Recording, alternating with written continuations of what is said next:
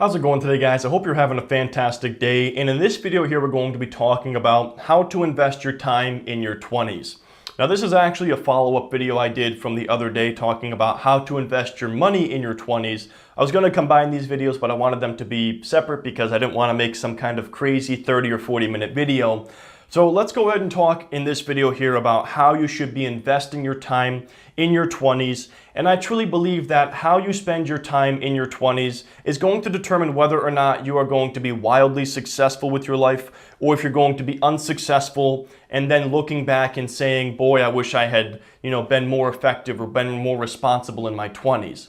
Now, don't get me wrong, a lot of these things are going to sound very regimented and maybe not very fun. And of course, you always have to be doing things for the sake of enjoyment and for fun. Otherwise, what's the point of, living life this way if you're going to just be serious all the time and, aiming for success? So you do have to cut back and relax once in a while. But this is how I would recommend spending your time in your 20s if you want to set yourself up for success. So as a young person, time is your most abundant and valuable resource. A lot of young people in their 20s do not have a lot of money, but they certainly have a lot of time on their hands, and that is your number one most valuable resource that you can be investing for your future and for your success. The first thing I would recommend doing with your time is actually taking a step back and realizing how much time you actually have. One of the most common traits I'm seeing among young people now is impatience. They want results now. If they're investing their money, they want to make money right now. They're not patient enough to wait for a greater return on their investment down the road. Or they're not patient enough to see the long-sighted vision of investing their time in some kind of business or some kind of side hustle. And I really want you to sit down and realize just how much time you have to achieve what it is that you are looking to achieve. Maybe you want to be driving a Lamborghini someday. Maybe you want to have the house of your dreams. Well, you're going to have to be extremely patient and you're going to have to work very hard for a long time in order to achieve that. But the good news is you're in your 20s and you have a massive amount of time ahead of you to do all of this. So one of the main things you need to realize in your 20s is that you have a massive amount of time ahead of you and you can accomplish so much. And what I want you to ask yourself is, what could I accomplish this decade? Think about that for a second. What could you accomplish in the next 10 years? What could I do by the time I'm 30? So rather than sitting there thinking about, okay, how can I, invest my time in this business and start making money next week or next month?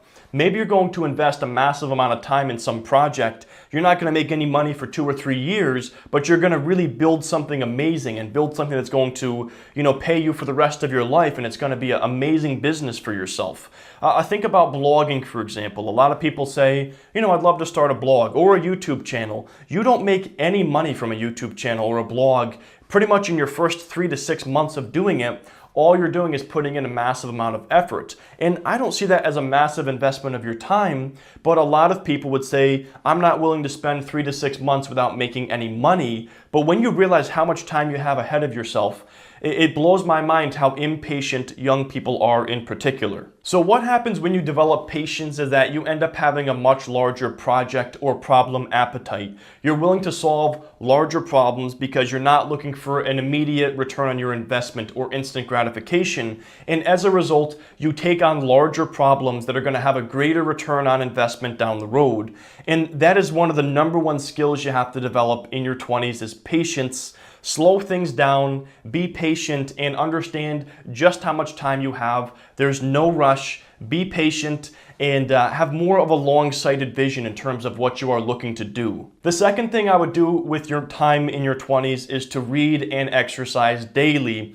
And this is a no-brainer here. You need to keep your mind up to speed. You need to train your mind, and you also need to keep your body healthy and keep your body moving. So find something that you enjoy reading. Read every single day. Read a variety of different things. Even if it's just 10 to 30 minutes a day, make sure you're reading every single day. And the same thing when it comes to exercise. I'm not saying you have to be crazy and go out there and run marathons, but keep yourself moving every single day. A lot of people in their 20s are working a job where they're sitting down for 8 hours a day at their office. So do not wake up, sit down in your car, sit down at your office, then go home and sit down on your couch. Get moving and get some exercise and spend, 30 to 60 minutes a day being active in some way. Now, as far as reading goes, this is something that is very important, and it is one of the things that separates the leaders from the followers, and that is people who are reading. So for an example here, we know Warren Buffett is a wildly successful investor, and he is known for reading 600 to 1,000 pages a day, and his stance on reading is that knowledge builds like compound interest. It's like compound knowledge, and you accumulate knowledge over time by reading every single day. Now, do you need to be reading 1,000 pages a day? I don't think so. If you did, maybe you're going to be the next Warren Buffett. But yes, you need to be reading every single day, even if it's just 10 or 30 minutes before bed or in the morning.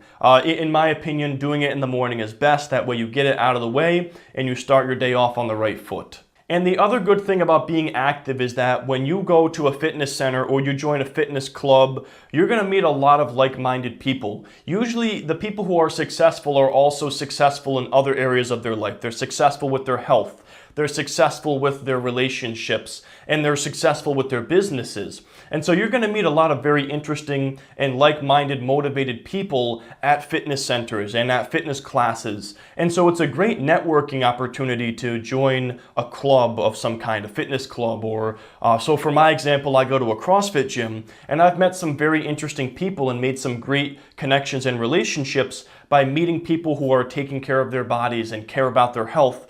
People tend to be well-rounded, and they care about all these areas of their lives, and they're successful in many different ways, and you can network and learn different things from them and really develop some great friendships in the process. The third thing I would do with your time is to document your time. So many people just go through the day, they have no idea what they're doing with their time, they go to bed at the end of the day, they wake up the next day, they go over and over like a hamster in a wheel, and they have no idea where their time goes. They have no idea how they're spending their time, and once in a while they'll have a moment of consciousness and they'll go, wow, I didn't realize it was already halfway through the month, or oh my gosh, it's almost the end of the year, where has the time gone? Do not be one of those people that has these realizations and goes, oh my gosh, where has the time gone? You don't have to go crazy with this. I'm not saying you have to write down every single thing you do, but I'd recommend doing one of two things. First of all, have a daily routine and have things you do every single day no matter what. Maybe you get up in the morning and you write down your goals, and then you do 30 minutes of exercise and 30 minutes of reading. That would be a great morning routine right there. Or maybe at the end of the day, you simply write a couple sentences down as far as what you did that day, what you accomplished, and what you're looking to accomplish tomorrow. And that way you are keeping track of your time, you're documenting your time, and you're aware of how you're spending your time, and you're not just letting it fly out the window like most people are. When you document your time, you're able to see how you're spending it and where it's going. And if you're looking to be more productive, you can take some of those time wasters out of your life and maybe not be spending an hour a day watching House of Cards or something like that. You'll be able to say, okay, rather than do that, I'm going to exercise for half an hour and read for half an hour and, be more effective and productive with my time. Fourth and finally, the fourth thing I would do with my time in my 20s is monitor your finances. So few people do this. They spend their 20s living paycheck to paycheck, and then in their 30s they wake up and they go, okay, you know what, maybe I should pay attention to my finances, maybe I should save a little bit of money for the future, and they wasted 10 years of their life where they could have been saving and could have been preparing for their future. And the thing is, your 20s are your most important years in terms of investing and saving. If you want to hear more about this, ask any older person what they regret about their 20s. A lot of them are going to say, I wish I had saved more money, because they learned that lesson later in life that you have the greatest compounding return on your investment from the money you're putting away in your 20s. So do not be one of those people that makes the mistake of ignoring their finances or their financial health until their 30s or even their 40s. So the main things I would recommend, first of all, do not let your money slip through your fingers like sand. What you simply need to do is keep track of the money that's going in and also the money that is going out, and maintain a positive cash flow. Maintain a positive cash flow that's going into your savings account or into your investing account, or maybe you're saving up for a down payment on a house or for a car. Maintain a positive cash flow, actively save money, and actively invest money as well. If you're spending too much money, monitor your spending and figure out where your money is going.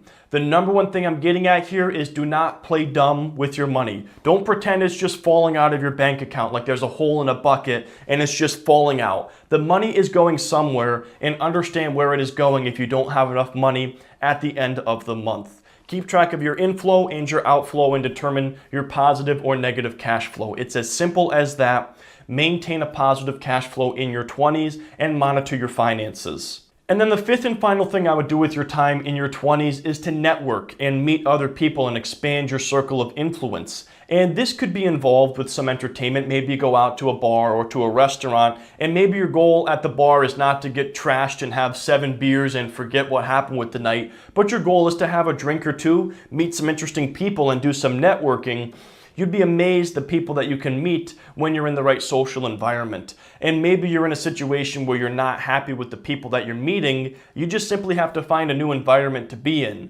What you have to think about is what type of people would you like to be meeting, and think about where would these people be. So maybe you're looking to find somebody for a relationship or a friendship, and you want to find somebody who's creative. Well, you're probably not going to meet a creative person at some kind of bar. Maybe you'll meet them at a paint and sip or some kind of painting class.